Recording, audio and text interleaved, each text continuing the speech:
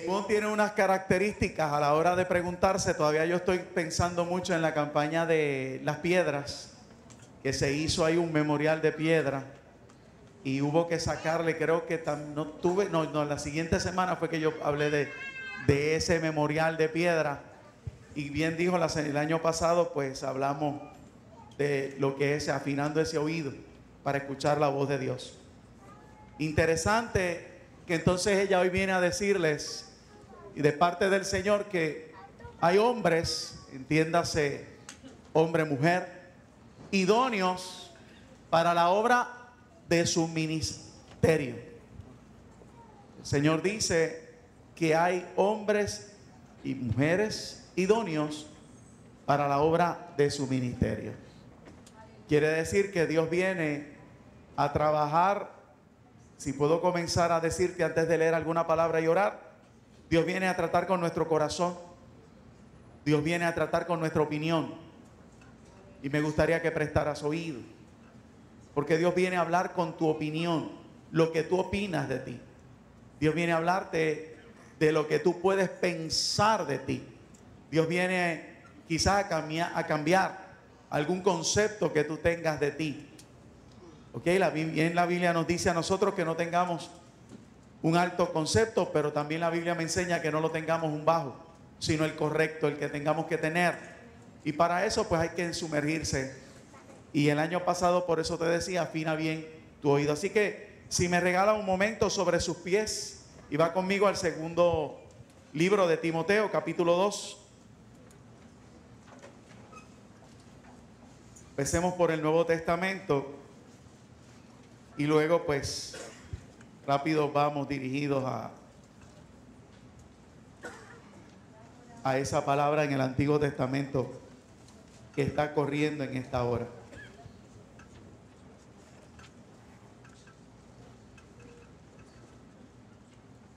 Segunda de Timoteo, el capítulo 2.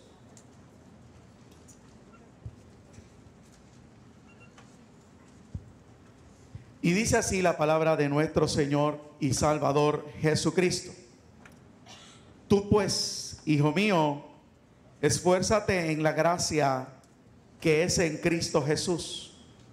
Lo que has oído de mí ante muchos testigos, esto encarga a hombres fieles que sean idóneos para enseñar también a otros.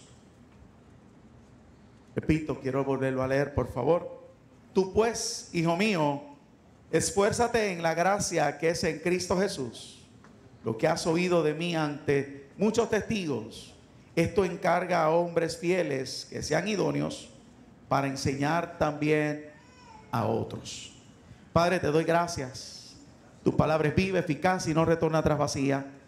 Señor, en esta noche estamos celebrando la victoria, el privilegio de servirte, la bendición de servirte.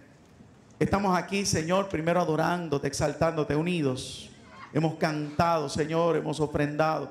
Nos hemos acercado a tu presencia, Nos sentamos a la mesa ahora para que tú, Padre amado, trates con nuestro corazón. Comencé diciendo que en esta noche vas a tratar con nuestra opinión, vas a tratar con nuestro corazón. Permite entonces que tu gracia se derrame para que mis palabras, Señor, no caigan al suelo, porque tus palabras no retornan atrás vacías, pues yo no quiero ser ese impedimento. Así que te pido, Señor, esa gracia para llegar y para que el pueblo sea edificado y podamos decir que salimos de este lugar diferente. En el nombre de Jesús. Amén. Señor, amén. Puede sentarse.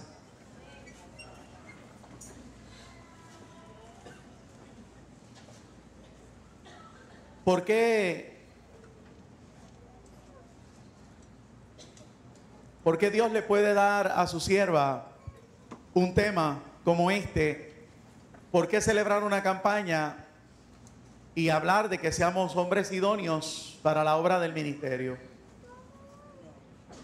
Bien, podemos decir, y yo creo que comencé también diciéndolo, que hay personas que hoy por hoy están tomando muy superfluamente lo que es el ministerio del Señor. Y no es con la intención de señalar, porque creo que todos los que estamos aquí estamos expuestos a ese ambiente que se respira allá afuera. Es un tiempo donde no hay un hombre o una mujer que puedan servir de modelos. Creo que tiene que estar de acuerdo conmigo. Creo que el enemigo atacó bastante lo que pueda ser un rol, un modelo a seguir, alguien a quien yo pudiese imitar. Fuera de hoy por hoy, de los muchos que tratan de imitar en las canchas a los baloncelistas o a algún jugador de baloncesto, de fútbol o alguien así, ¿verdad? Pero créame que no existe ya aquel hombre que uno pudiera estar siguiéndole, imitándole o aprendiendo de él. Si alguien lo tiene, pues le felicito y no deje, ¿verdad? No permita que se le pierda o se le extravíe. Hoy cualquier persona, y esto también lo vemos con el estilo universitario que tenemos, ya aquella época de estudiar todo lo que uno pudiera aprender y comenzar a ramificarse y tener este vasto conocimiento de artes, de historia, de sociales, tampoco existe. Hoy usted sencillamente, si va a aprender algún oficio, se circunscribe al oficio y usted es graduado. Hoy entonces, cuando vamos a algún lugar para recibir algún servicio, creo que te ha pasado, a mí también, que de repente ponemos algún tema con la persona que está ahí dándonos el servicio y apenas surge una conversación. ¿Por qué? Porque no hay tema de qué hablar. Fuera del deporte nacional de Puerto Rico, la política, lo cual no debe de hablarse mucho porque salimos peleando, mucho menos la religión. Tercero, el deporte, lo que es el consumerismo. Fuera de eso no hay un tema de hablar. Entonces, la palabra que hoy se nos trae va a chocar con nuestro corazón. ¿Por qué? Porque si yo tomo con liviandad, al igual que tomo las cosas allá afuera, las cosas de Dios, pues entonces creo que no estoy haciendo lo correcto. ¿Por qué? Porque entonces, ¿por qué Pablo tiene que insistirle a un Timoteo que vemos desde la primera carta que está haciendo las cosas correctamente y que lo que está recibiendo una exhortación a continuar, a no rendirse, a permanecer? Se le está diciendo en este momento y de manera interesante: hijo mío, esfuérzate en la gracia, en el favor de Dios. No pierdas de perspectiva el favor de Dios. No pierdas de perspectiva la gracia. ¿Qué es eso? El regalo de Dios. La presencia de Dios en mi vida. El hecho de que Él more en mí. De que el Espíritu Santo venga a formar parte de mí. Esa gracia, Él está diciendo: esfuérzate en la gracia que es en Cristo Jesús. Le está diciendo: no pierdas de perspectiva algo que Dios te ha dado. Esfuérzate en ello. A veces usted ha leído este texto y yo creo que pensamos, me corrige si gusta, en decirnos a nosotros mismos: habla de esforzarme, habla de permanecer, y en eso yo soy el más bravo, yo soy el que puedo, yo puedo controlar las cosas. Pero no está hablando de esa gracia, de esa manera. No está hablando de ese tipo de esfuerzo. Permanece en lo que creíste. Y después Él le dice: mira, lo que has oído de mí ante muchos testigos. Quiere decir, permanece en lo que escuchaste, permanece en lo que te enseñé, permanece en la experiencia que has tenido con Cristo. Y ahí es que le dice: y quiero que encargues a hombres fieles que sean idóneos para enseñar. Quiero que encargues a hombres que sean fieles, que sean idóneos para enseñar. Quiere decir que Dios, sin yo explicarlo, me está hablando a esa actitud que yo tengo ante el mundo, esa manera de tomar las cosas de manera liviana. Me está diciendo: ten cuidado, porque aquí esa actitud no funciona. Y se le está diciendo a Timoteo: Timoteo, bástate en la gracia, mantente en la gracia. O sea, no pierdas de perspectiva que Dios te ha dado algo que tú no puedes manejarlo con liviandad, que tú no puedes ignorarlo. Dios, de estar perdido, te ha tomado y te ha encomendado algo que tú no puedes tratar como se tratan las cosas en el mundo. Entonces le está diciendo a él, quiero que lo que aprendiste de mí, busques hombres fieles. Hombres fieles. ¿Qué será esa definición? ¿Qué querrá hablar de fidelidad, de ser fiel? Porque quiero que sean idóneos. No sé si lo ha leído varias veces. Yo lo leí de dos formas cuando lo leí con ustedes para ver si alguien capta que no está hablando de que sean fieles e idóneos, sino fieles para que sean idóneos. Y eso es diferente. Dios está buscando a alguien con la suficiente fidelidad para que sea idóneo. Ahora, necesito definirlo. Y busqué una definición, como haría, y no lo voy a mencionar porque ella dice que siempre se menciona, ¿verdad? La palabra idóneo, idónea, es una palabra de valor absoluto. Quiere decir que usted no puede pensar, decir o señalar que alguien es más idóneo que el otro. O se es idóneo o no se es. Quiere decir que usted, a la hora de manejar su opinión y de escuchar las voces de un mundo, Dios desea decirte en esta noche, sin temor a dudas lo digo por la palabra, de que Dios te pide, deja de estar comparándote, porque aquí no hay nadie más idóneo que nadie, que el otro. Aquí Dios lo que está tratando entonces de decirme, como le está diciendo Pablo a Timoteo, te vas a buscar aquel que es fiel para que llegue a ser idóneo.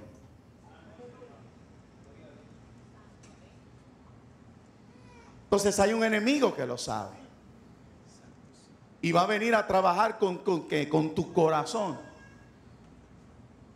y va a poner el pensamiento con el cual vivimos allá afuera, de competencia, de evaluarnos. Decía yo, y todavía no he definido, que en el mundo empresarial una persona es idónea cuando cumple con unas experiencias que aquel que lo contrata está buscando, que cumple con una práctica que aquel que lo está buscando o que lo va a contratar señala como las necesarias, e incluso tiene que ser una persona reconocida. O sea, una persona que es reconocida en el mundo empresarial, pues vamos a hablar en la banca, va a tener mayor oportunidad, según la definición empresarial, de ser idóneo para un puesto en la banca.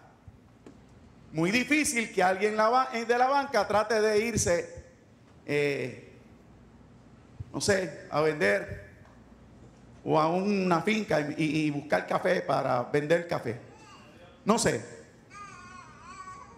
Pero en la palabra, a la hora de buscar a alguien idóneo, no se buscan las mismas ideas o los mismos señalamientos que en el mundo empresarial. En la palabra me enseña que Jesucristo es el que por su gracia me hace idóneo. Y si en esta noche yo estoy viendo que me dice hombres idóneos para la obra de su ministerio, me está diciendo hombres, todavía no he dado una definición, pero empiezo a cambiar un poquito aquí, me dice que son preparados por Dios para la obra de su ministerio.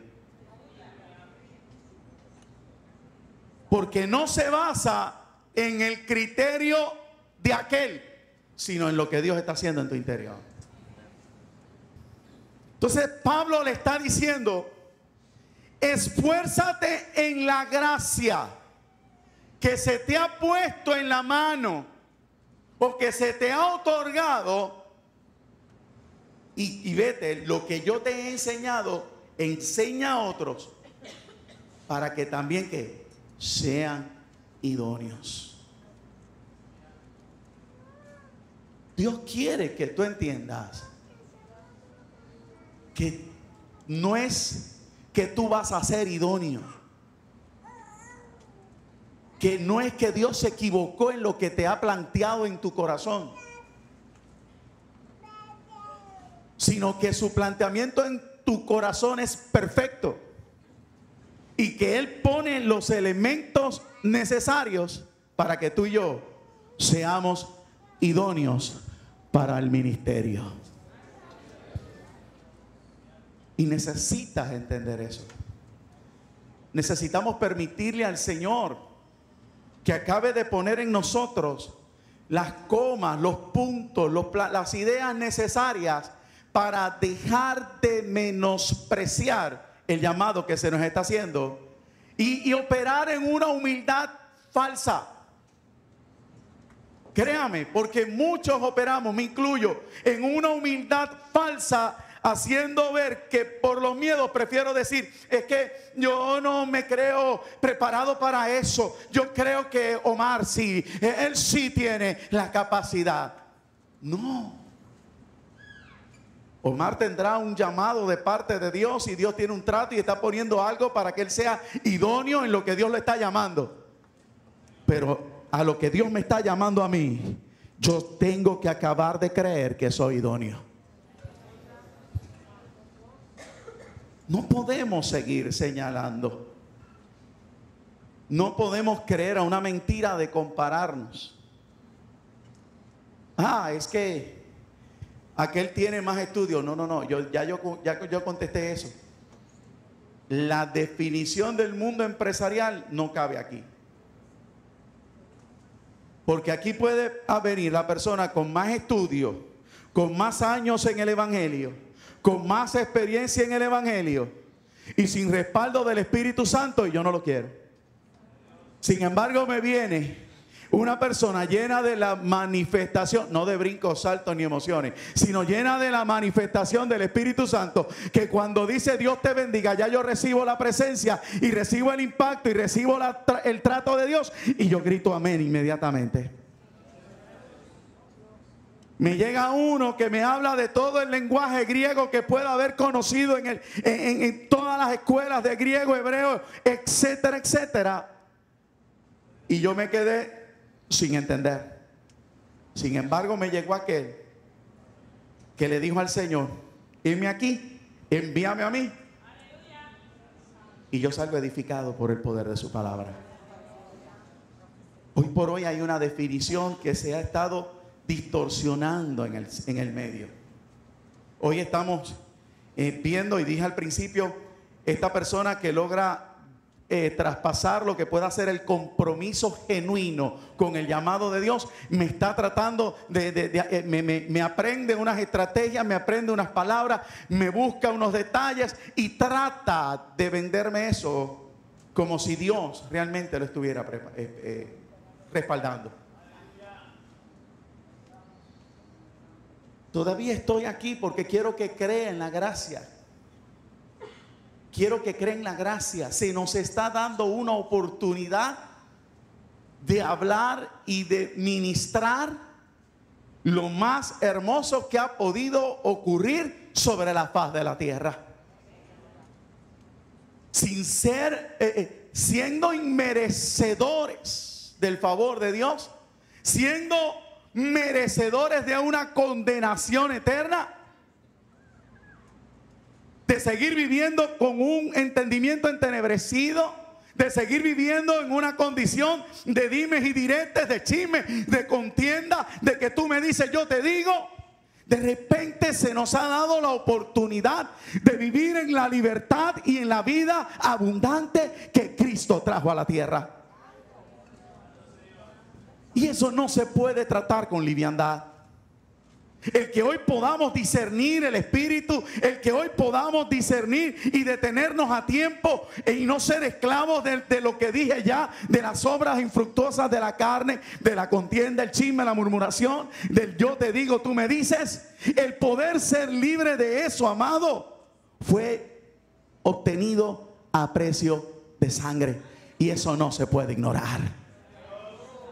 Y es lo que Pablo le está diciendo a Timoteo. Timoteo, tú esfuérzate en la gracia que se te ha dado. Se te ha dado una única oportunidad. No estás vendiendo Amway, no estás vendiendo Herbalife, no estás vendiendo Melaleuca, no estás vendiendo de tal sitio o mal otro. Tú no me estás tratando con algún productito natural. Me estás hablando de aquello único que cambia al ser humano, que lo saca del lodo cenagoso, lo pone en una peña, lo saca de las tinieblas, lo coloca en la luz, lo saca del reino de la muerte y lo coloca en la vida. No se puede tratar con liviandad lo que Dios ha puesto en nuestras manos. Entonces, necesito entender que a la hora de poder yo discernir todo lo que me pudiera distraer, yo debería de obtener ya ese favor completo de Dios en esa área. Me explico. Si usted me está entendiendo y concluye que es correcto el no tratar esto con liviandad, la gracia que tenemos en nosotros, usted y yo seríamos diferentes a la hora de enfrentar lo que nos puede distanciar, apagar y hacer menospreciar el ministerio que Dios nos ha dado. Amén.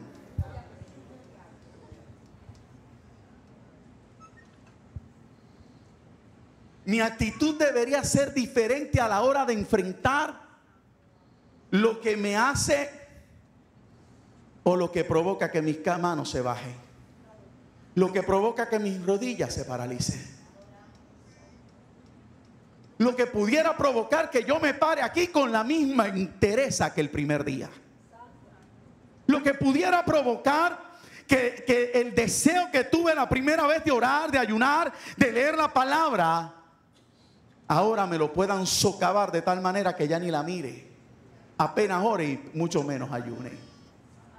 Porque realmente entonces entendí que esto es una gracia que el ser humano que la tiene no la debe descuidar.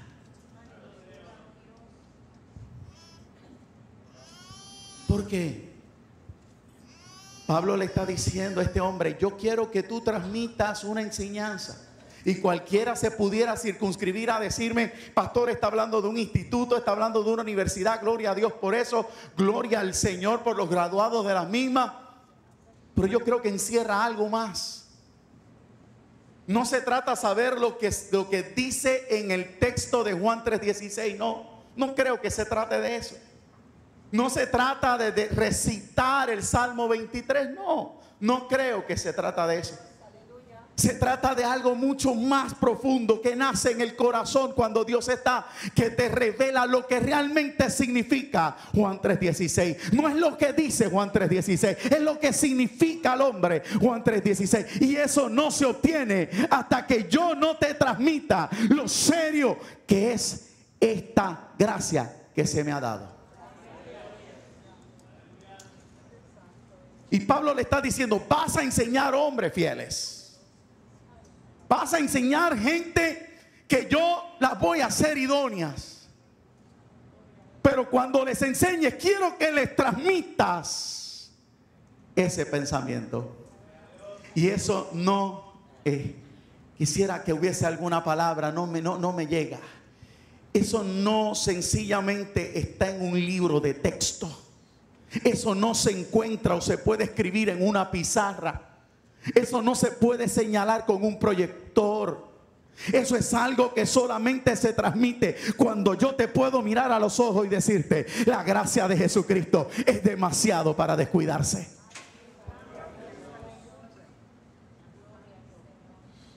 Cuando un ser humano valora la gracia, dígame si es cierto o no, porque a mí me pasa, a mí sí me pasa. Yo sí le digo que es cierto, pero le permito a usted decidir. Cuando usted ve a alguien que realmente está lleno y está creyendo lo que está diciendo, dígame si en su interior no empieza a ocurrir como si la hornilla se hubiera encendido y el agua que está puesta en la olla comienza a hacer borbotones, comienza a hervir, comienza a salir, a brincar, a saltar. Es algo que no se puede contener. Y Pablo le está diciendo, necesito que te esfuerces en la gracia que se te ha dado, en el privilegio que tienes de aún a tu corta edad, Timoteo, enseñarle a hombres fieles que te pongo a tu lado para que sean idóneos y enseñen. Aleluya. Te paras aquí, tienes la oportunidad de cantar, de dirigir, de predicar, de hacer una pantomima, un drama. Sobre ti está esa misma gracia. No se trata si eres idóneo o no. No se trata que hay uno mejor que tú. Ah, no, es que fulano es el que hace los dramas. No se trata de eso. Es que fulano es el que canta.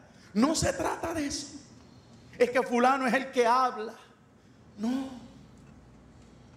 Pero aquel que se pare aquí entendiendo lo grande de la gracia, que debiendo estar perdido en delitos y pecados, sumergidos en los dimes y diretes de la calle, estamos aquí hablando vida, predicando vida, experimentando vida, convencidos de la única verdad que salva este mundo. Entonces, ¿quién va a tener éxito? ¿O quién es el que va a sobresalir? Y ahora hablo de un tema de allá para acá, porque aparentemente se piensa que cuando Dios respalda a alguien se le llama éxito. Yo no lo llamo así. O se le llama fama, o se le llama mera unción. No, discrepo. Para mí sencillamente es una persona que paga el precio de permitirle a Dios fluir a través de ella. Pero ¿quién entonces? ¿El que sabe cantar es el que va a triunfar? Bueno, si el que sabe cantar pagó el precio y está consciente de la oportunidad que Dios le da, pues claro que Dios lo va a respaldar. Y cuando canta, ¿por qué van a ocurrir señales, prodigios y milagros? Porque está agradecido del don que se le dio. ¿Pero qué estamos viendo hoy? ¿Por qué Dios hoy se detiene en esta casa 16? Estoy bien, ¿verdad? Porque es 16. 16 de mayo de 2014. Luego de estar diciéndonos que Cristo viene, luego de estar hablándonos de que ordenemos muchas cosas en nuestra vida, de que empecemos a tomar decisiones en miras de... ¿No será que Dios no quiere que tú te contagies? ¿No será que entonces este mensaje no solamente vino al corazón de Ivonne y usted le dice, hey, Ivonne, tú te enredas demasiado la mente? No, yo creo que el Espíritu Santo habrá puesto un mensaje como este en cientos de iglesias, no solamente en Puerto Rico, en el mundo. Que es tiempo de no confundirte con los criterios que allá afuera dictaminan quiénes somos o dejamos de ser. Porque se trata de que Dios nos llama a un ministerio y nos dicen, tú eres la persona idónea. Yo me remonto más al pasado porque yo conocí gente que nos ministró en esta casa hace muchos años atrás. Y a la hora de escuchar parte de su testimonio o de la conversación que se podía tener, me enteraba que no tenían estudios, me enteraban que no tenían letra y me enteraba que el Espíritu Santo les había enseñado a leer la palabra del Señor. Y me fascinaba escucharlos, porque aún en la simple conversación con la iglesia, el poder de Dios se derramaba. La gente se sanaba, los demonios salían corriendo y las iglesias se llenaron. Y ese es el evangelio que nos ha llegado ahora y que Dios nos está llamando a preservar por la próxima generación antes que Cristo venga. No se basa en la tecnología que yo pueda tener aquí. No se basa en que entonces la unción, en que yo ponga ahora aquí unos focos, unas lámparas, apague luces, ponga una musiquita tenue y te permita que tengas algún refresquito ahí para que la pases bien conmigo mientras yo te exhorto por un término predeterminado de tiempo.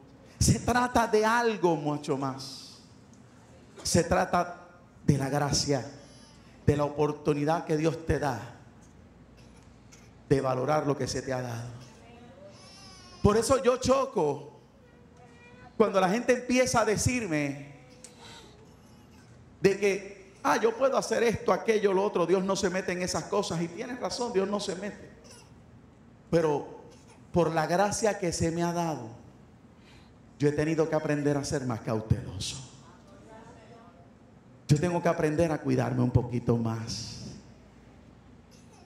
Yo tengo que aprender a ser la persona idónea que Dios me ha llamado a ser. La persona idónea que tiene buena disposición o aptitud para algo. La persona idónea que tiene disposición y aptitud para algo. Es la persona apropiada. Es la persona suficiente. Es la persona capaz. O sea, cuando Dios te llama a algo, Dios no se equivoca. Dios es capaz de poner, Dios es idóneo para poner sobre ti lo que te hace idóneo para el llamado. ¿Qué busca? Que le creas y te sumerjas en ese camino. Que le creas.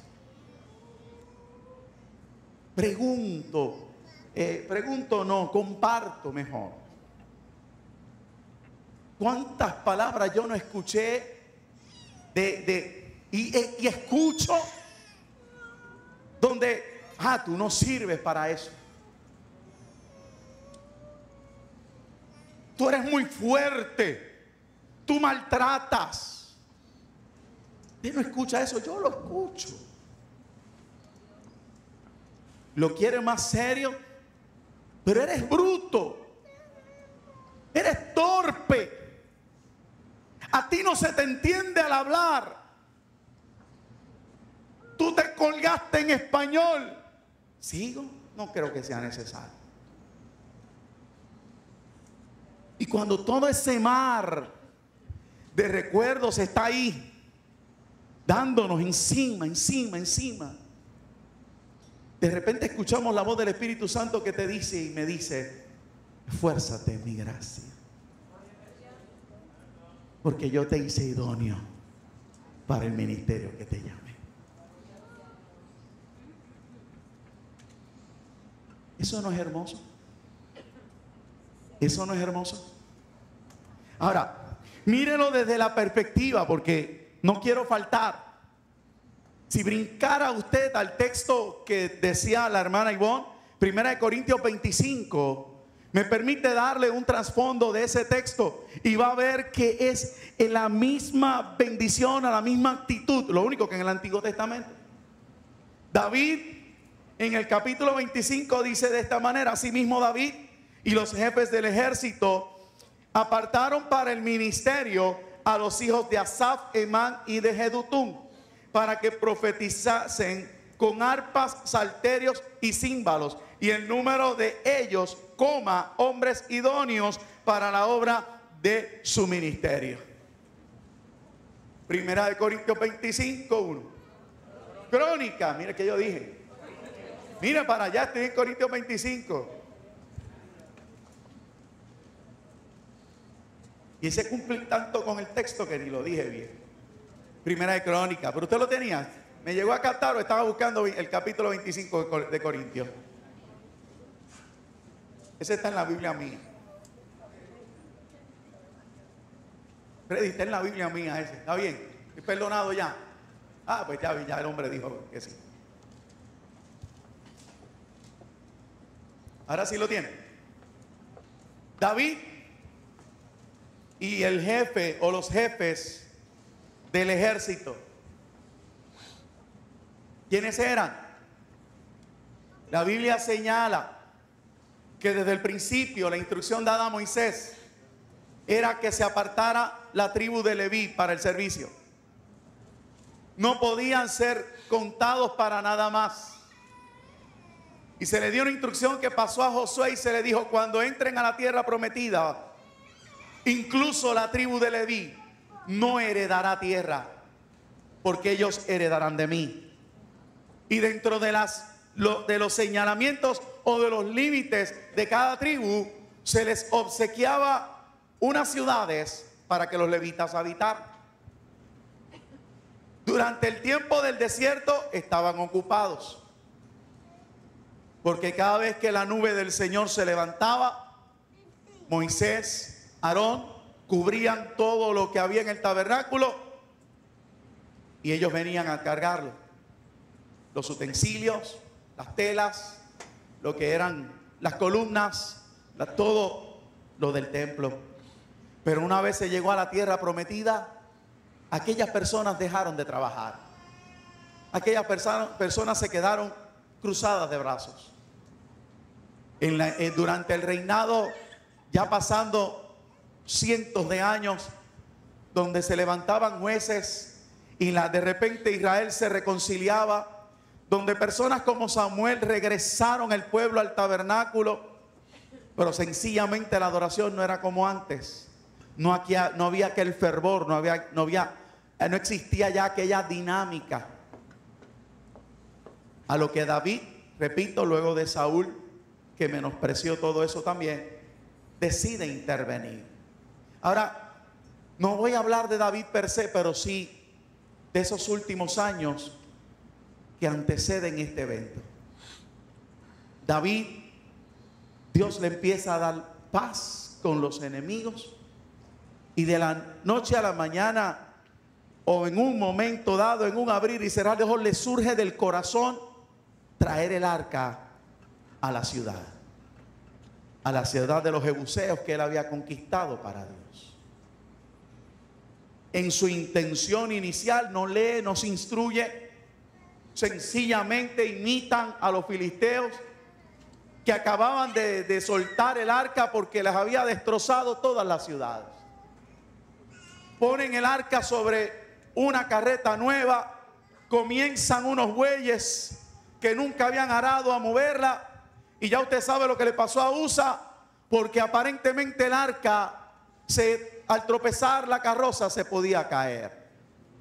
Muere provocando un temor terrible en David. ¿Quién es este Dios que yo estoy sirviendo? Si este hombre tuvo la mejor de las intenciones. El temor fue tal que ya usted conoce que dejó el arca en casa de Obed-edom y David regresa a su ciudad.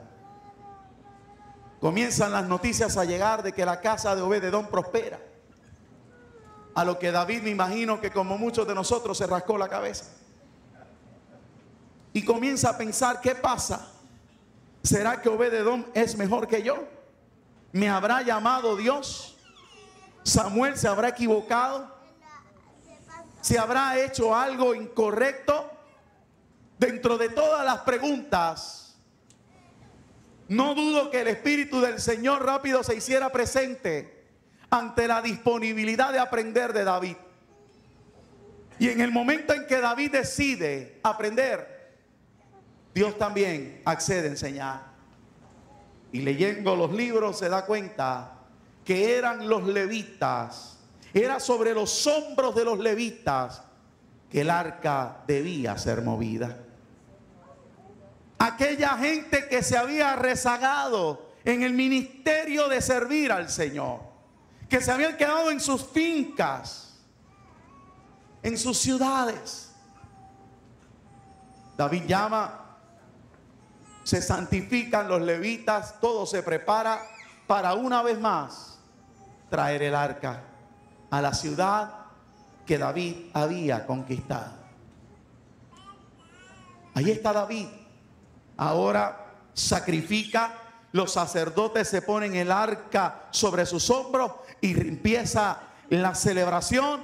David danza, celebra, sacrifica, danza, celebra, sacrifica, danza, celebra, hasta que llega a la ciudad. Usted conoce, y está de más recordarle lo que hizo su esposa, que quedó estéril, la hija de Saúl. Porque lo que quiero es llegar rápido al hecho de que el arca ahora reposa en una tienda que David le ha colocado. David finalmente tiene su sueño. Ahí está, todo está. Tengo paz con mis enemigos. Es un momento de bonanza. Tengo el arca donde quiero que esté. Y en medio de lo que es la confianza, oiga bien, en medio de lo que pueda ser el descuido, en medio de lo que pueda ser olvidarnos de su gracia, de su oportunidad, David es inspirado por su concupiscencia, por un enemigo, por Satanás. El Señor lo reprende y decide censar al pueblo. Algo que Dios había prohibido, porque para Dios no era difícil salvar con muchos o con pocos. Joab le dice: no lo hagas, y Jehová te multiplique tus hombres. Pero David insiste en hacerlo. Y comienzan a censar al pueblo. No es como ahora que hay censo para poder saber cuántas personas hay en la casa y poder, ¿verdad?, corregir servicios, aumentar, quitar, etcétera. Era para poder contar a aquellos hombres que estuviesen dispuestos para la guerra. Ahí está David. De repente el Espíritu Santo lo redarguye. Usted conoce la historia, yo sé que la ha leído. Lo redarguye y él se da cuenta que ha pecado. Llega el profeta, lo amonesta y le dice: David, ¿qué quieres que Dios te permita como castigo, como señal de castigo ante este pecado? Le menciona unos varios. Y David contesta: es mejor caer en manos de un Dios que de los hombres. Se había recordado quizás de uno de sus salmos que habla de que las misericordias de Dios son muy grandes. Él esperaba que Dios hiciese algo. Y cuando mira hacia arriba, comienza una mortandad en la nación, en la ciudad, en los pueblos, en las tribus, en la tierra de Israel. Y comienzan a morir, y comienzan a morir. Cuando David finalmente ve al ángel con una espada desenvainada, quisiera que alguien la viera. Un ángel con una espada desenvainada, pero no con el rostro de que estoy aquí para cuidarte, sino con el rostro que estoy aquí para ejecutar juicio. Con el rostro de un señalamiento donde por ese ángel no hay vuelta atrás.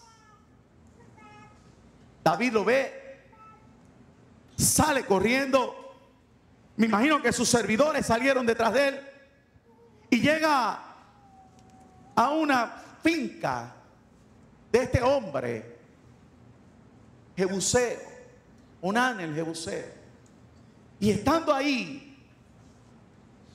empieza el diálogo de comprar aquel pedazo de terreno. Un texto que tú y yo usamos muchísimo: no le daré nada a Jehová que no me cueste. Porque no lo sabemos. Se compra el terreno y de repente vemos a David ofreciendo holocaustos y a Dios desde los cielos decirle al ángel: guarda la espada. Un ángel que está mirándonos, estoy hablando de aquella escena, con ojos de destrucción. De repente recibe la orden de guardar la espada y regresar a casa. Allí está David. Allí está viendo un holocausto subir. Cuando usted sigue leyendo, el Espíritu del Señor inspira, y el lugar donde Él detiene la ira de Dios en medio de su reino, Dios le dice: este es el lugar que yo escojo para que me adoren. A mí se me empieza a romper la cabeza aquí. ¿Sabe por qué se me empieza a romper la cabeza? Porque es la segunda vez que Dios revela algo tan poderoso a personas que momentos antes están en pecado. Amén. No te la voy a contar completa, pero la hemos hablado. Aquella mujer samaritana en plena actitud de ¿qué? En pleno acto de adulterio. 5 has tenido y el que tienes no es tuyo. Pero el permitirme hablar contigo, el confesarlo, el interactuar me ha permitido revelarte que ya yo no quiero monte, que ya yo no quiero templo, sino un corazón que me adore en espíritu y en verdad. Tremenda revelación a una mujer que minutos antes está en pecado. Pero esa historia que Jesús narra no es otra cosa que la secuencia o la secuela de lo anterior. Porque cuando se establece ese templo, a quien se le revela el lugar del templo, momentos antes también está en pecado. Aleluya. No, usted no lo disfruta todavía como yo lo disfruto. Yo te estoy diciendo que a veces queremos ser tan perfectos. Yo te estoy diciendo en esta noche que a veces queremos estar tan altos. Hay momentos en que queremos explotar como explotó el pollito en la película. Dar unas notas tan altas y tan únicas que de repente hizo...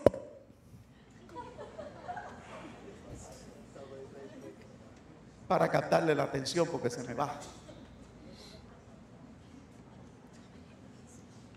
Pero ¿me entiende lo que le estoy diciendo?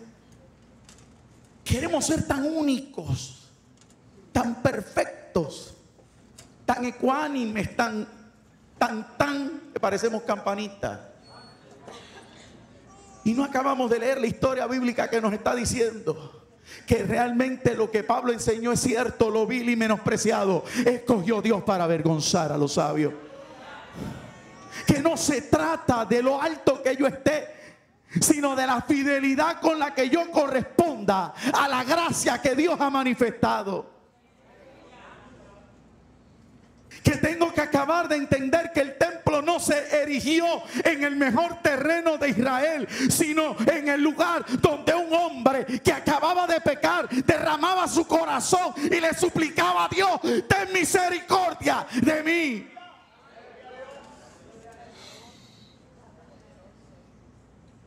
Y como resultado de esa acción,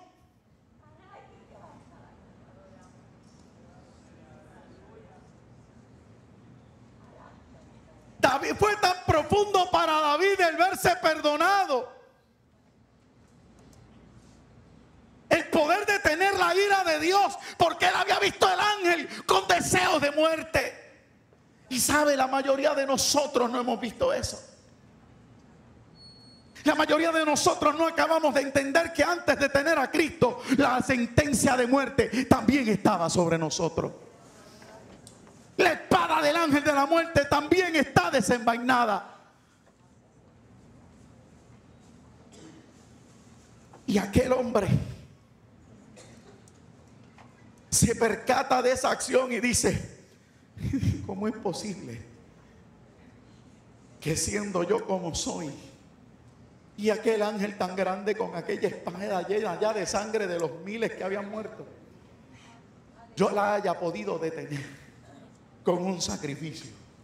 Aquí se va a levantar el templo de Jehová. Y ahí yo le pudiera a usted contestar el por qué la insistencia de David a querer hacer el templo. Lo que había vivido era suficiente para él cambiar y ya no tomar una actitud liviana a la hora de adorar a su Dios. No. Yo pensaba que con una tienda era suficiente, pero el Dios que yo le sirvo, que ha decidido habitar en medio de mi pueblo y que me escogió a mí de los campos de mi padre y de las ovejas de mi padre y me ha puesto como rey sobre su pueblo, yo no puedo conformarme con darle sencillamente una tienda. Yo tengo que hacerle casa a Jehová. Y Dios trató con él y le dijo: David, tu deseo es genuino, pero por cuanto has derramado mucha sangre, no lo harás tú, pero en tu primera descendencia un hijo tuyo me levantará casa.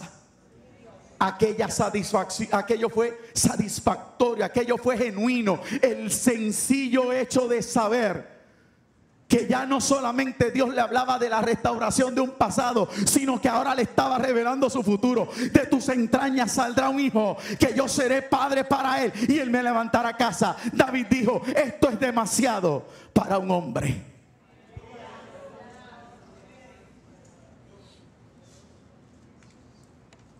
Y la mayoría de nosotros hasta nos enojamos con Dios y le peleamos a Dios. Y no acabamos de ver que en la historia los hombres lo que hacían era hocicarse. Si me lo permite decir, zambullirse ante una sencilla palabra de Dios. Aún como el caso del que estoy hablando, que David está recibiendo la revelación de su futuro. De tu interior vendrá un hijo, yo seré su padre y él te hará un templo. Aquel hombre no dijo: ¡qué chévere! Esto está poderoso. No, él dijo: ¿quién soy yo para que tú me permitas saber mi futuro?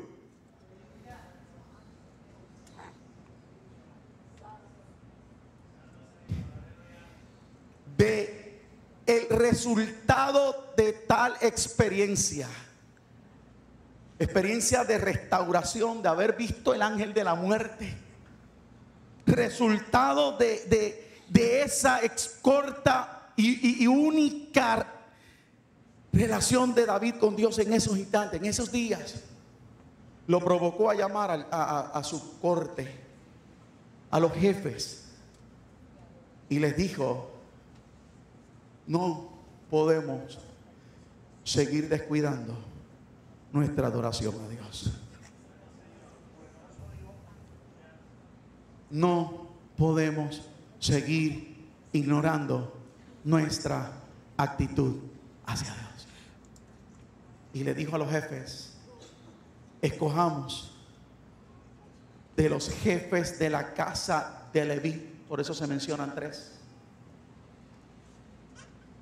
Escojamos a hombres llenos del Espíritu Santo. Pastor, ¿dónde lo dice? Cuando el escritor te dice que profeticen con arpa, que salterio y címbalos, está hablando que son gente que en el Espíritu van a ministrar, no es sencillamente músicos.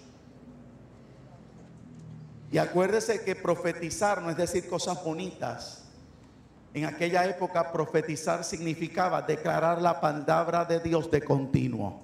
David está diciendo: este pueblo no se puede descuidar en ningún momento de ministrar la palabra del Señor delante de Dios.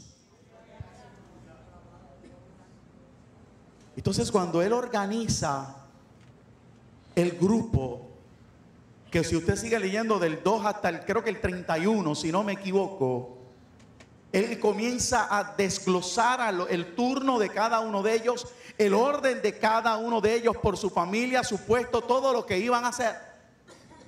Cuando usted continúa leyendo las cartas de los demás reyes de ahí en adelante, una vez se restauraba la adoración, recordaban el orden instituido por David como resultado de aquella experiencia, para que en el templo siempre hubiese adoración. Aleluya.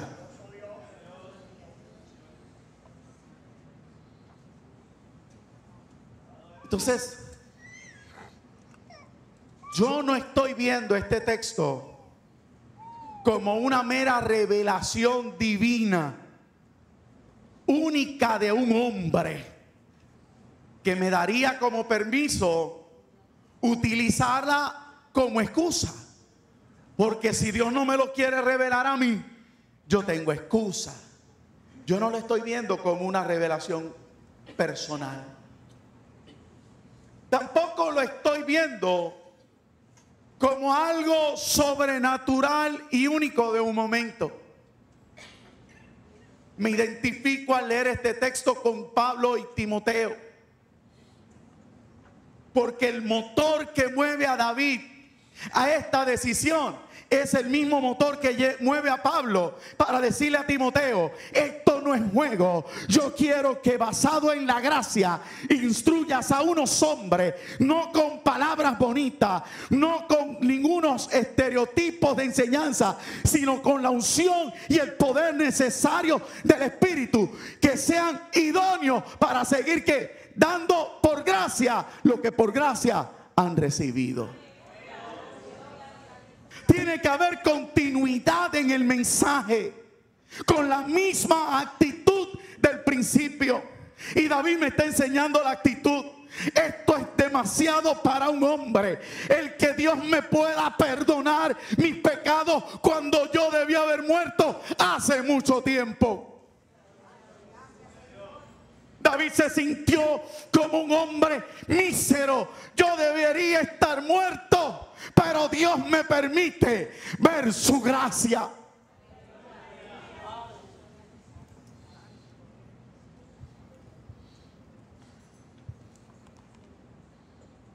Su decisión fue resultado de ver la bondad de Dios manifestarse en su vida.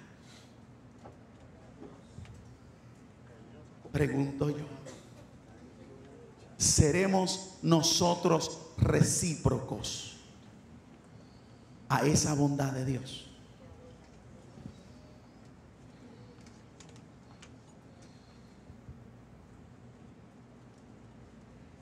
Por favor, no esté jugando con su mente. No me esté jugando con la mente de si estoy o no estoy en lo que. Si me fui, me dejé de ir. Piense lo que le estoy diciendo. La decisión de Primera de Crónicas capítulo 25 y versículo 1 es la decisión de un hombre que acaba de ver manifestada sobre él la bondad de Dios al extremo de sacarlo de la muerte a la vida. Y como resultado David dice: no, este pueblo no se puede dar el lujo de descuidarse delante de la presencia de un Dios tan misericordioso. Si hubiera sido el hombre, nos hubieran exterminado, pero Dios se detuvo porque hubo una humillación.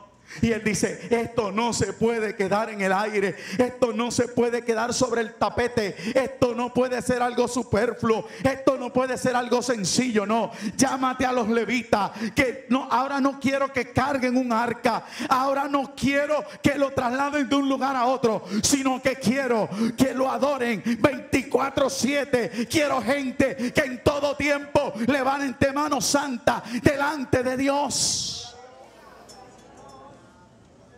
Pero eso no puede ser cualquier persona, sino una persona que deje ya el concepto de menospreciarse, de sentirse indiferente, de ser mezquino a la hora de adorar. Yo quiero gente que yo voy a ser idónea para el ministerio que pongo sobre sus manos.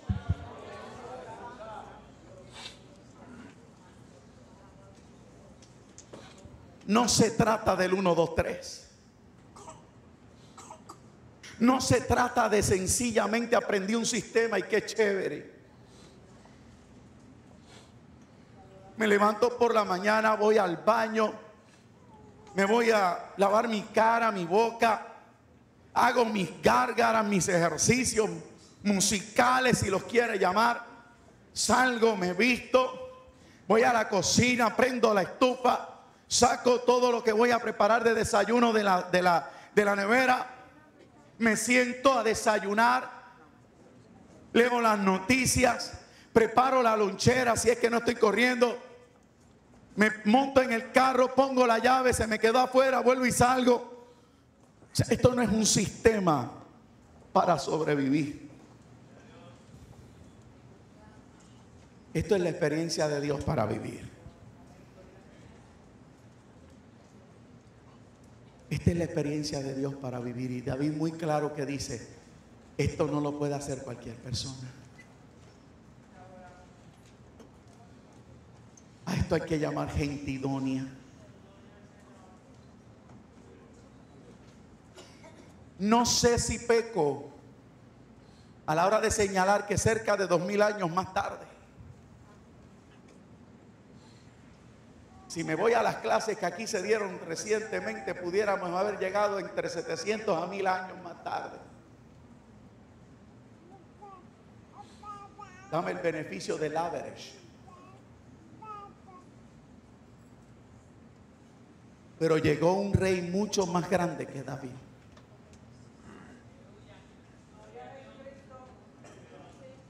Y caminó entre nosotros, mostrando el poder y la gracia de un reino que se acercaba a los hombres. Se esforzó por no restar el que el hombre conociera el corazón de Dios. En el ocaso de su ministerio terrenal, porque su reino no tiene fin, pero en el ocaso de su ministerio terrenal, ese hombre le dejó dicho a unos apóstoles que con el mismo ímpetu de David, que con el mismo ímpetu de Pablo, que más adelante se presentaría, aquellos 12 apóstoles que inicialmente escuchan aquello, 11 en ese caso, reciben la encomienda de continuar la enseñanza. Ellos le enseñaron a otros. Dios levanta a uno que le enseña a los gentiles y ahí nosotros entramos. Y hoy nosotros tenemos la misma encomienda.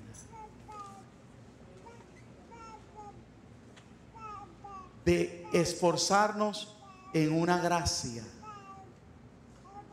para continuar una enseñanza que hemos oído. Entender que tenemos una responsabilidad que no se puede manejar con una simple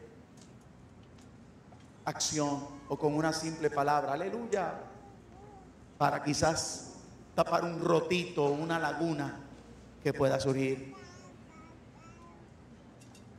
Tiene que haber algo en el corazón. Y yo me pregunto si en tu corazón eso está. Porque si eso está, lo único que me resta decirte en esta noche, que no soy yo el que te llama, que no es Ivonne, sino Dios que te llama y te dice, tú eres idóneo.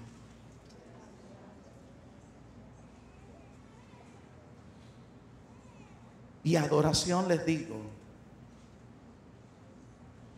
y a los músicos les digo, no se trata de que me aprendí una canción. No se trata de que conozco un instrumento. Se trata de entender el privilegio que se me ha dado del cielo para delante del Señor ministrarle. Usted no está entreteniendo un pueblo como hoy muchos creen. No se trata de entretener o complacer un pueblo. Se trata de llevar un pueblo a la presencia de Dios. Y al pueblo de Dios se le lleva a la presencia siempre y cuando yo esté en la presencia. Porque cuando usted manda una oveja sin guía a un destino, créame que se pierde. Pero si la oveja lo escucha a usted caminando en la misma dirección e incluso más adelante, la oveja también llega. Y de la misma manera que me puedo dirigir a adoración en su responsabilidad, a los músicos de ministrar delante del Señor, También le puedo hablar un grupo de diáconos. También le puedo hablar un grupo de maestros en esta casa. No se trata de llenar un hueco. No se trata de pararse en una columna. No se trata de cumplir con algo. Tenemos una encomienda de que lo que ocurrió en la cruz del Calvario se siga viendo a través de nosotros hasta que Cristo venga. Se tiene que ver. Se tiene que ver a Cristo formado en el ser humano.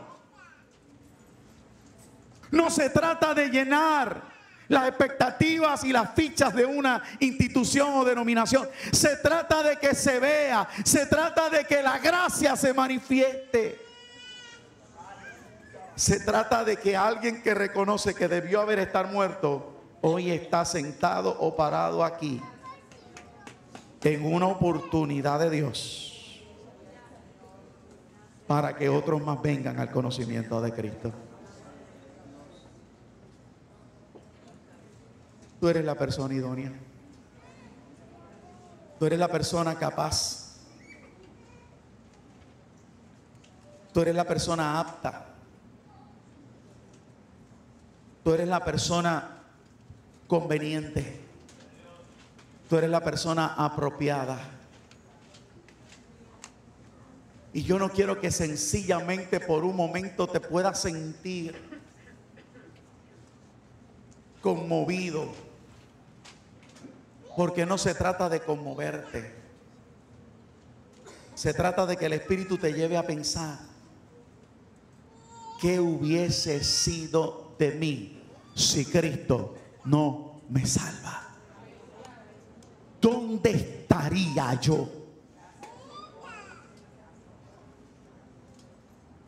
Y como yo no sé, lo tengo que dejar a un lado y decirte: lo que yo sí sé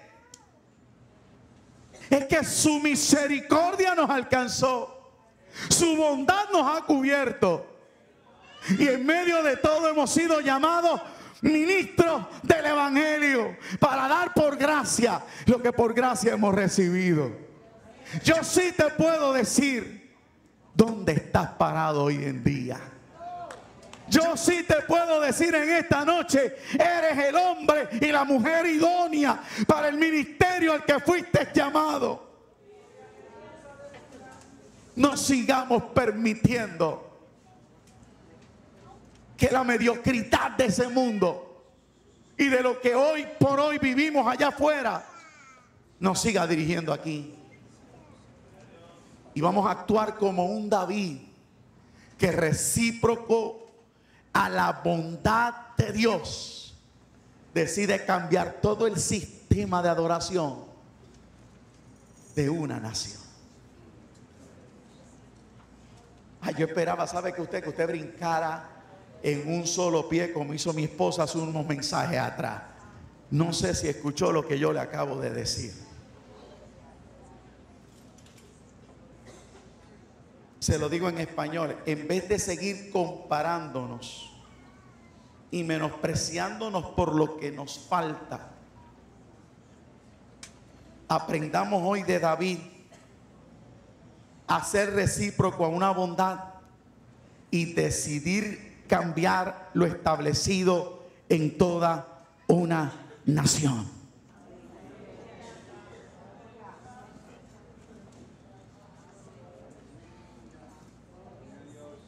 Que humanamente hay gente que canta mejor, amén.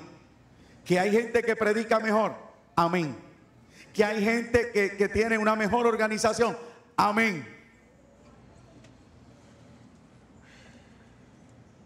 Pero a usted se le ha dado la gracia para cambiar la adoración de un pueblo.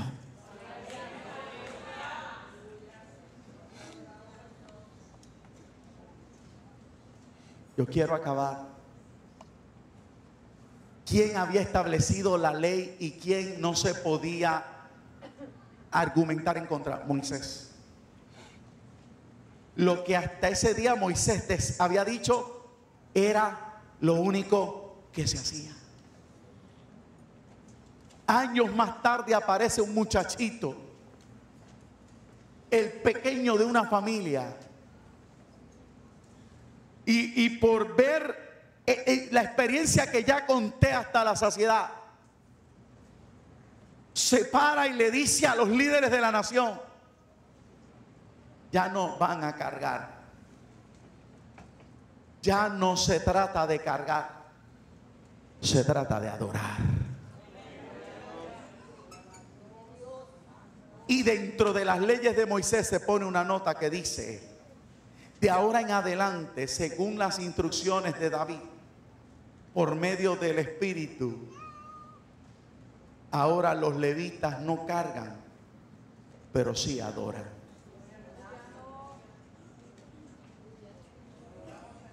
Son hombres y mujeres idóneas para cambiar el pensamiento de una nación.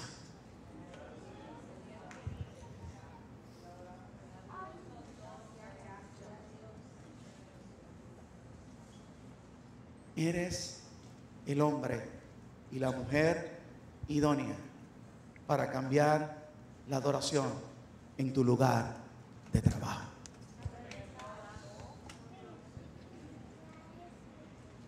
Eres el hombre y la mujer idónea para cambiar en tu vecindad la adoración al Rey. Pero hoy yo necesito que te renueves el espíritu de la mente.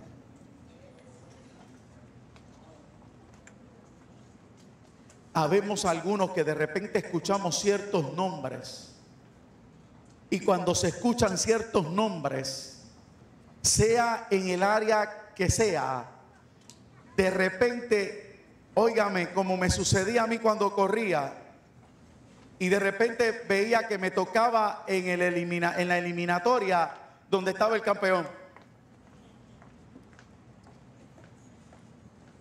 No hay palabras para ministrarte.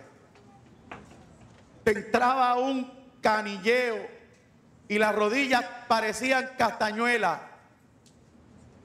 Y si el corredor se daba cuenta de que te había amedrentado, te pasaba por el lado, se acordaba de tu genealogía sencilla y felizmente, y pensaba que con eso te sumergía más en el fango.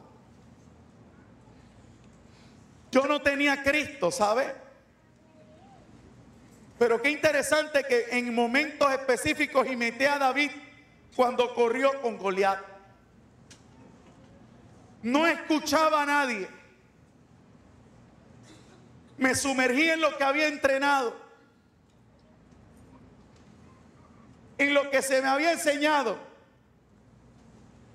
Y a la hora de la salida, solo corría. O me caigo o llego. Pero yo vine a correr.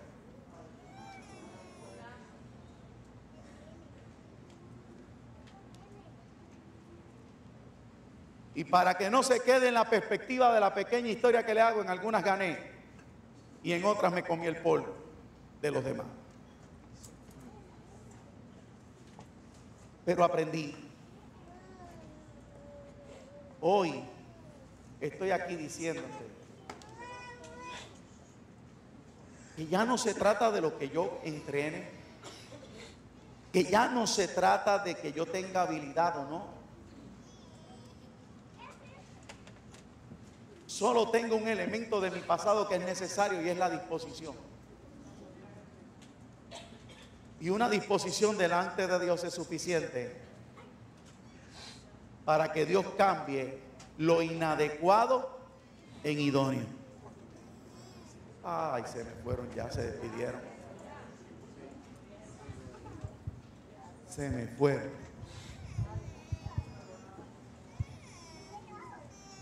Termino.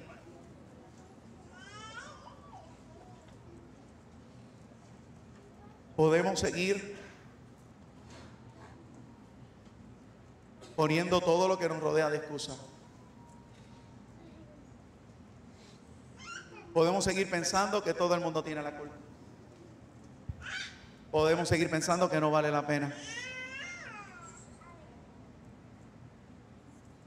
Y me pregunto, ¿será la actitud correcta ante lo que yo estoy seguro que todos hemos vivido? La misma experiencia de David. ¿O es que se te olvidó de dónde Dios te sacó? Se te olvidó de dónde Dios te sacó. Se te olvidó que Dios tuvo que hacer para que hoy tú puedas estar sentado aquí viviendo bajo promesas. Promesas que te afirman que Dios te suplirá todas las cosas, que Dios puede ser tu sanador, que Dios puede restaurar tu matrimonio, que Dios te puede dar el pasado, el esposo, la esposa, que Dios te puede dar una casa, un carro, que Dios te puede dar un trabajo. Se nos olvidó de dónde Dios nos sacó.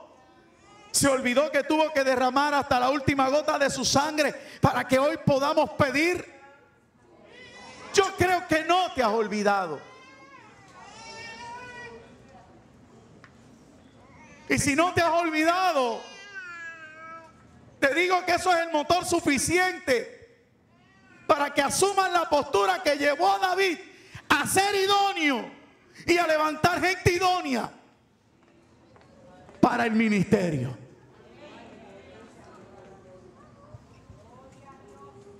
No podemos continuar lamentándonos.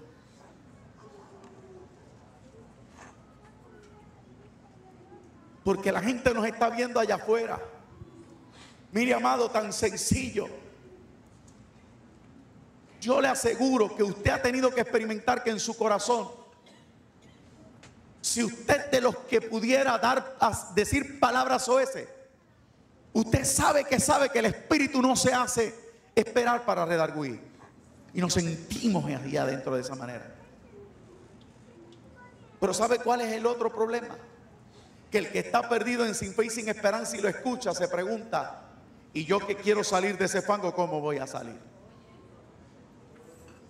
Y si lo ven a usted menospreciando esta gracia y dejándose llevar por el chiste, la broma, por la tradicional, la 1, 2, 3 o la revancha, él se va a preguntar: ¿y para eso voy por una iglesia? Pero si de repente venga un hombre, una mujer íntegra, que deciden no porque alguien se lo impone, sino porque vieron al ángel de la muerte con la espada desenvainada, tenerla en una alzada que venía para encima de ellos, y dice: yo debía haber estado muerto, pero estoy vivo. Eso es razón suficiente para, como he predicado anteriormente, decirle: Señor, me falta ahora la revelación del Cristo vivo, y yo quiero entonces vivir como un hombre idóneo para el ministerio.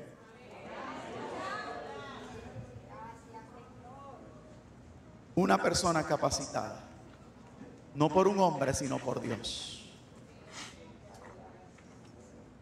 Un hombre y una mujer preparadas para una verdadera adoración.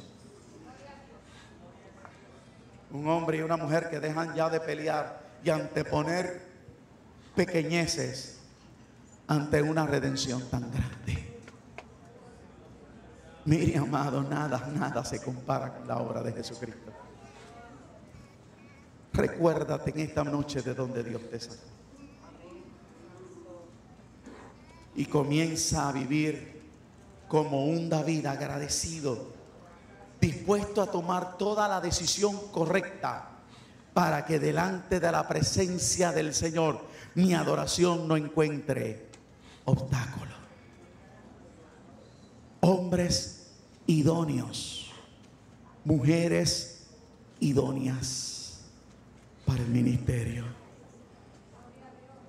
Para orar te doy una definición que no la voy a discutir. La mayoría de nosotros escuchamos esta palabra en cuanto a lo que es la mujer. Yo creo que la mayoría no habíamos leído ni segunda de Timoteo 2:2, que dice la palabra idóneo, y si la leímos ya lo habíamos brincado. Y si leímos alguna vez primera de Crónicas 25, lo leímos pensando en que era más de lo mismo, de una serie de genealogías, y dijimos 1, 2 y 3, y ya usted sabe lo que sigue. Hoy Dios te detiene a escuchar la palabra idóneo fuera de lo que es la ayuda idónea. Pero yo no quiero pasar la oportunidad para obsequiarte esa definición. A mí me cambió. Esa definición de ayuda idónea significa uno que es lo mismo que el otro y lo rodea, lo protege, lo socorre, lo apoya. Uno que es lo mismo que el otro. ¿Por qué lo digo? Porque Pablo recibe la revelación de comparar la idiosincrasia del matrimonio, el origen del matrimonio, lo que ocurre espiritualmente en el matrimonio, con la relación de la iglesia. Yo quiero decirle a la iglesia cristiana, mensajeros del Señor, líderes, visitas, amigos, hermanos, cuando tú vienes a Cristo, tú te conviertes inmediatamente en la ayuda idónea del esposo que es Cristo.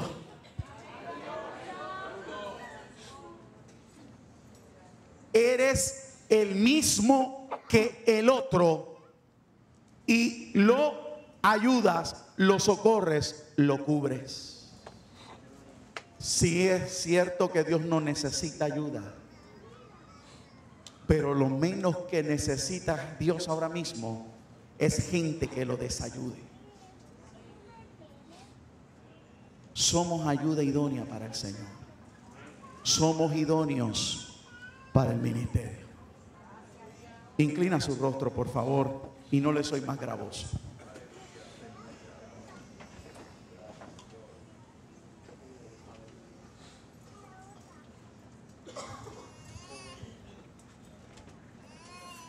No sé de las visitas que yo pueda tener hoy,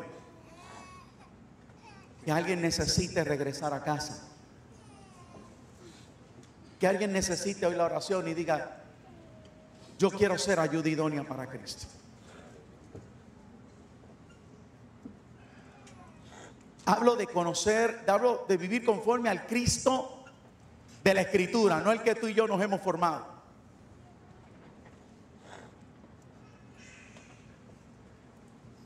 El Cristo de la Escritura no tiene discrepancia alguna en lo que Él enseña. Cristo fue lo suficientemente íntegro para no dar espacio, sino a gente inescrupulosa, muy lejos de Él, de señalarle, porque ese era el plan. Luego de señalarle, matarlo. Hoy tú y yo tenemos la misma empresa. Hoy Dios se detuvo en esta casa a decirte que eres idóneo, que eres idónea, que eres suficiente para el ministerio que se te ha dado. Yo quisiera ver que esta palabra penetre en lo profundo de adoración, de la música, de los maestros, de los diáconos, de los grupos de esta casa, grupos de evangelismo, grupo de deambulantes, grupo de los hogares, de los misioneros.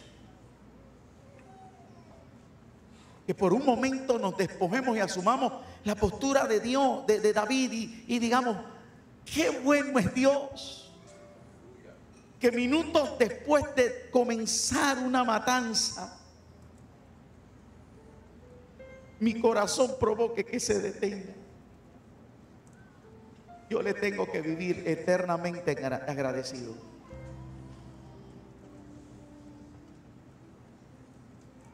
Yo no dudo que con mi hiperactividad o mi carácter, con algunas de las experiencias que viví, yo no sé cuánto yo hubiera durado. Pero dije ahorita que no sabré nunca eso. Lo que sí sé es que hoy estoy parado ante ti, un pueblo lavado con sangre, aprovechando la gracia para decirte que lo que me enseñaron y he oído hay que continuar enseñando. Y que Dios te llama a que te levantes al ministerio y me ayudes a enseñar. Porque si tu preocupación son tus necesidades, si tu preocupación es tu enfermedad, si tu preocupación son las finanzas, la salud, no importa cómo se llame tu necesidad, yo te digo, le correspondes a Dios, Dios te va a corresponder a ti. Pero si sigues anteponiendo tus conceptos, tus pensamientos, tus ideas, tus caprichos,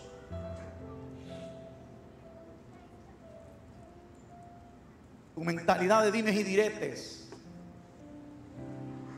de argumentos que no llevan a nada, seguirás peleando, viviendo bajo una palabra que yo te aseguro que sí, que Dios te dio, pero que no se podrá manifestar.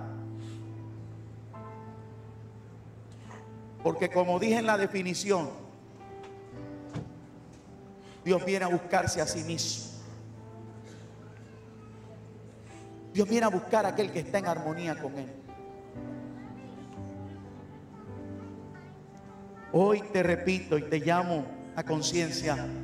Habrá alguien aquí en esta noche que quiera decirle: Señor, yo quiero regresar a casa. Yo quiero dejar de continuar en esta lucha vana, tratando de resolver mi vida con mi fuerza, tratando de aparentar. Yo te invito a llevarte a aquel que inmediatamente dará la orden para que el ángel se detenga. Y la destrucción que ves alrededor de tu vida, a la voz de